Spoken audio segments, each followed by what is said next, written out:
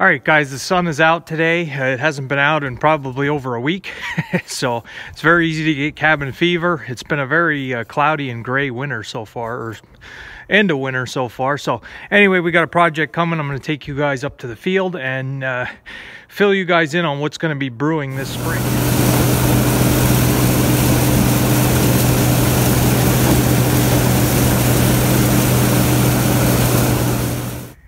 All right, guys, welcome back. I want to make this video as the before versus the after for my own reference, and also for you guys to show you a project that's going to be starting here this spring.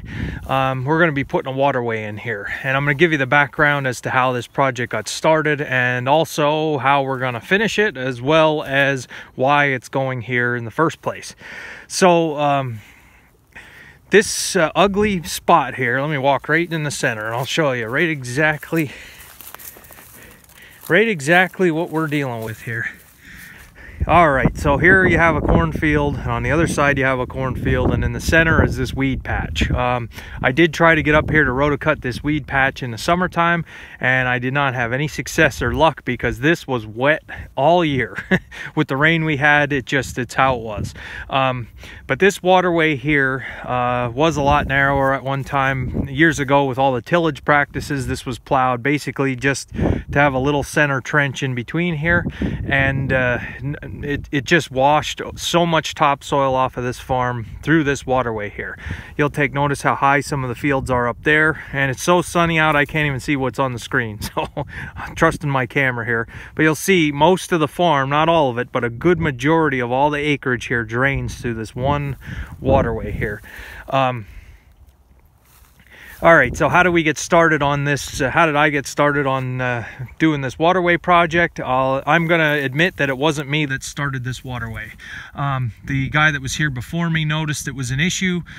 He contacted the local, the county soil conservation district, and the waterway project was actually started by the previous guy. I don't remember, it wasn't last spring, maybe 2 springs ago. They did start some construction on this. They dug a huge trench. I don't know if you can see it, it's right along there. They dug a huge trench and put some drain pipe in. That was phase 1, that they had to get a drain pipe in under here. And that's as far as it went. They didn't hardly even backfill the drain pipe. There's a ditch there now from where the pipe was put in, and they didn't totally finish it. So when the previous guy left and I started, I was kind of put in the middle of a waterway project that was never finished. Talking with the landowner, he wanted it done. He'd like to have it done, but it would have to be done through the new farmer, which was me last year. So I think it is a good idea to get it done. In my opinion, personally, my landlord wants it to be done just because of this wasteland that's here. It's an area of the farm that I can't do anything with right now. It's barren, it's weeds, it's thistles, and it does need some work. I will show you. You can kind of see the trench here of how much, and there's water sitting in it now.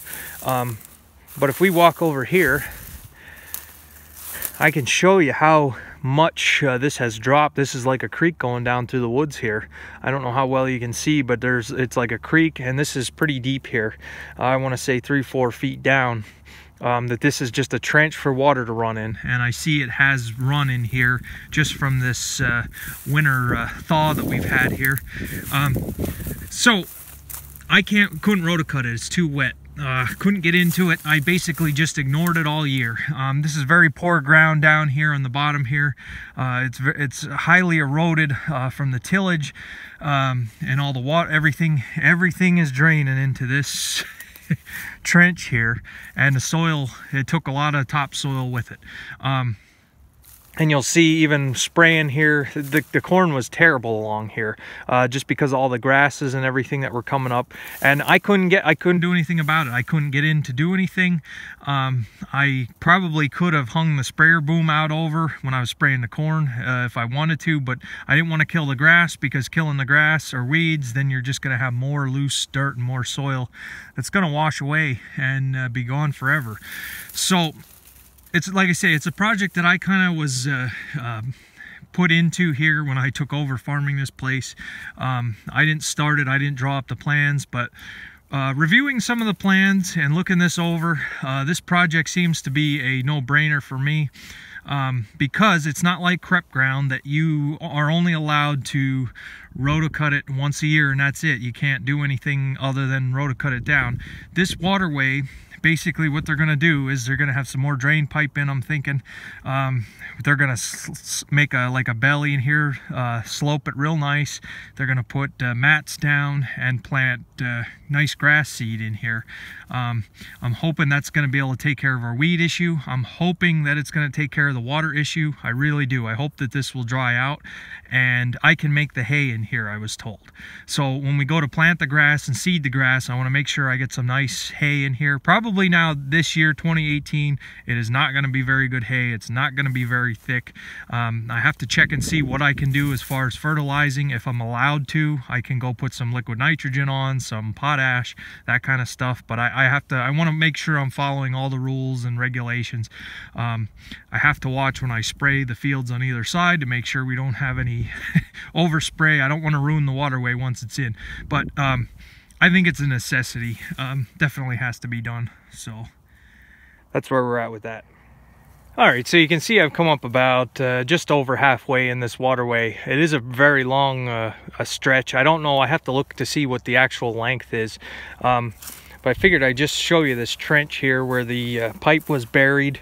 You see there's a trench all along here, and it was never backfilled. So it's kind of a ditch, and that's just where we ended the cornfield here. There's a little belly in the ground here. You'll see it comes down and levels out here, and there's this little belly here, and it's just standing water in some places.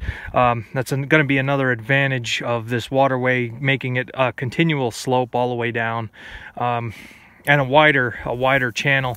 I think it's supposed to be narrower. I think it's supposed to be narrower at the top and then widen out as it goes down to be able to handle the water.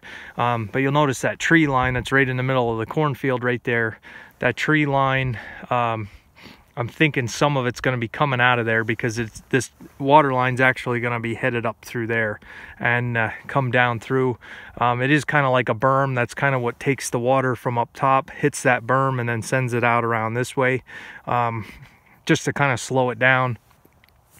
And there's even some surveyor stakes or flags left over from about 2-3 years ago when they started this project. Oh, and those are metal too. Those aren't good to have here, especially in a mower blades. So yeah, I'm going to take you all the way up. I'll take you up to that tree line and kind of give you the rundown of what this is going to look like. All right, so I'm up at this jagged tree line here right in the middle of the field, and you can see it's kind of a hump there in the field. It's like a berm almost that slows this water down that comes down through there. You can see the belly in the field, and basically what the plan calls for is the waterway to follow that belly all the way up to that road up there, and it'll just be a road. I think it's over 1,000 feet long. I know that. I can tell you that much. But it's a pretty long waterway project. If you look down through there, you can see kind of what it looks like, and the slope. You see it goes down, it bellies out, and then it drops off again. So, and right in that dip in there in the field is where there's a lot of standing water, where the water will sit. And you can see it's nothing but sticker bushes now and weeds that I frankly didn't want to do anything with, just because I wanted to hold the ground here. It's kind of a wetland type of deal, I guess you could say. It's not real wetlands, it's up on top of the hill here, but it is wet pretty often just because of all the drainage here. You'll see that tree down there. That's probably going to be moved for this waterway project. I'm not sure yet. I have to review the plans a little bit more, but it is a go. It is going to happen. There's a 100% chance that this is going to happen this spring. So I don't know where that's going to leave me with the spring field work. I want to make sure I talk to the people that do the waterway, that they're not out in the fields with their equipment. I don't want any dump trucks or tracked vehicles or backhoes or bulldozers driving around the fields, because being a no-till farmer, you can't just have all their compaction and ruts and then come through and do tillage to loosen it up again. It can't happen here. So I want to make sure and it should be something somebody can do, that when they work on it, they stay inside the waterway as they work. If they have to start at the bottom and work up, or start at the top and work down, I really want them to stay in the waterway, because any type of compaction out in the fields, it's going to ruin the field. Basically, I'm going to have to till, and if I till, that ruins 1 year's worth of no-till benefits, and will delay it again around the edges. So I'm hoping it's going to work out that way. I don't know yet. But this is a pretty long run here that's downhill, so I'm hoping that the plans, I'm gonna have faith in the conservation department and their engineers and their plans that they drew up, that this project is going to be able to drain the water efficiently here from the farm. It's not going to be running too fast that it's going to erode away the what's here. It's not going to take any more dirt with it. That it's wide enough that we can get it completed on time. I'm just hoping it gets done before we come in here with the planter, because we just don't want to mess. This is going to be soybeans on both sides here next year, and we don't want to have any more damage to the field than what's been done already. So yeah, I'll just give you a little sense here what this looks like. And this tree line here, like I said, there'll be some alterations done. I'm hoping they get rid of some of these trees. It's not necessary to have them here. This first tree is dead. The second tree is filled with poison ivy. That limb there I have to take off before spring, because the guy that did my planting almost hit it with his corn planter. It was all full of leaves, and he thought it was just leaves, and he almost ran into it. So I want to get that pushed out of the way. When it dries off a little bit up here, I'll come up with the tractor and try to push some of this stuff away. But this tree line, it has very, very low quality trees, so I'm hoping we can get rid of some of that. So let me take you all the way up to the top and give you the view of where this is going to be headed. So let's go up there. Hey, and just a side note before I go all the way up there, I'm just looking, I want to try to take inventory to see what kind of winter weed issues we had. Like I say, we had some, we had a week in the 60s, and then that day that was almost 75 degrees. So your winter weeds are really going to try to take off. I'm just looking here, and there are some weeds here that are in this corn stubble. But it's not near as bad as it was last year. This field, when I first came here, was thick with mare's tail. I mean, just thick. It was just covered in mare's tail. And I'm kind of happy now to see, after all winter from my spray program, like I say, I do all my own spraying. I'm the one that does the mixing. I'm the one that decides which chemicals to use. I don't have any type of outside service that does that. It's kind of my research and what I come up with, and to make my own spray mix for taking care of weeds. So I'm real happy to see that this isn't a major issue. A lot of the weeds that might have survived, or it's not terrible. So when I come to do a spring burn down this spring, I'm pretty happy with the result from my homemade spray program, and I'm so glad we wiped out that mare's tail. Now again, mare's tail is going to be coming probably here. By the time March is over, we're going to start seeing it probably. So I want to make sure that if it does start sprouting, I get out and do my spring burn down in plenty of time before it gets too big. So, all right, let's head up top. All right, one more thing here. This might seem real goofy, but I am out on the riding lawnmower doing this. I do have a Polaris four-wheeler, and I have a whole story on why it's not running. But I wanted to show you guys some of these hills. Have a little fun here with some of you guys out in the Midwest. So you're out in your field, it's all nice and flat. You get to the end of the field to turn around, and it just keeps going down and down and down. Believe it or not, I came up through here with about 400 gallons of nitrogen in the sprayer. And you know, around here it's common. It's like, that's how it is. That's what you have to deal with. So it just goes down, and by the time you get down here, let me get down here to show you.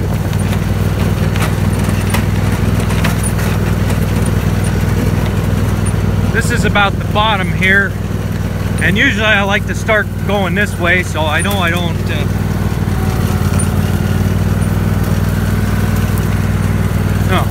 hit a groundhog hole. So I don't go over the edge. So when you come from up there and you come down to here, you better make sure you're turned around before you get to the edge here, because if you don't,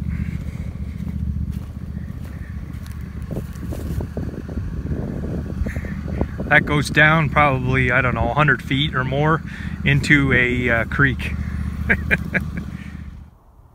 All right, guys, so you have to bear with me again. I don't know what's on the screen here. I can't really see.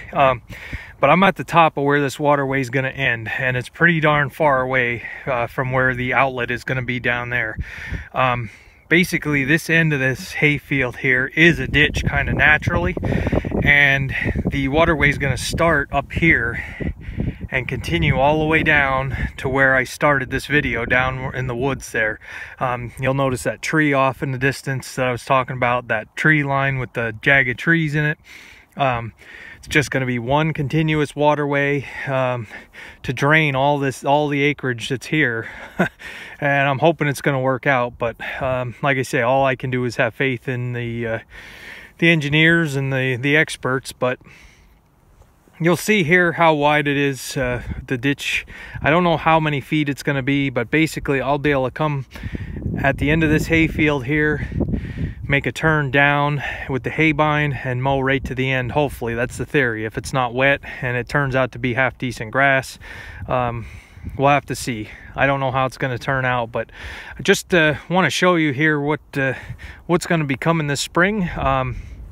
I will take video of the project and try to do a step-by-step, probably after they leave for the day. Maybe I'll get some of them working, but again, I don't want to put people on video that don't want to be on video. So I'll definitely keep you guys updated with the progress of the project when it happens. So that's kind of where we are with it now. It's going to be starting as soon as we get some drier weather this spring. So I'm hoping it's not going to be too much on top of trying to get spring planting done or spring burn down. I'm hoping they're not going to have a mess here to deal with. And I'm hoping I don't have to go back to tillage, or else I'm going to wipe out all the benefits that are starting from last year with this soil. And like I say, there's more of a case for me to be a no-till farmer just because of the erosion. Again, it's all on a hill here. It starts down in the bottom there, and I pan the camera, the terrain starts to rise, and it goes up all the way up through there, and then you see there's a high spot there, and then it dips down and goes this way. Just the rolling terrain of everything here. You wouldn't want to be a tillage farmer, and it does work here. This type of soil, like I say, it's medium soil. It's not real heavy. With the amount of rocks that are in it, you don't want to till any more than you have to anyway. So anyway, I'm gonna end the video there, guys. It's getting a little windy here for the camera, but like I say, it's gonna be over 1,000 feet, I'm pretty sure. So hopefully we can get this project started. So all right, I'm gonna leave it there. And just one more look at this from a bird's eye view here, kind of as high as I can get to show you. It's gonna start there, and it's gonna go all the way down through there. So I don't know, we'll see what happens.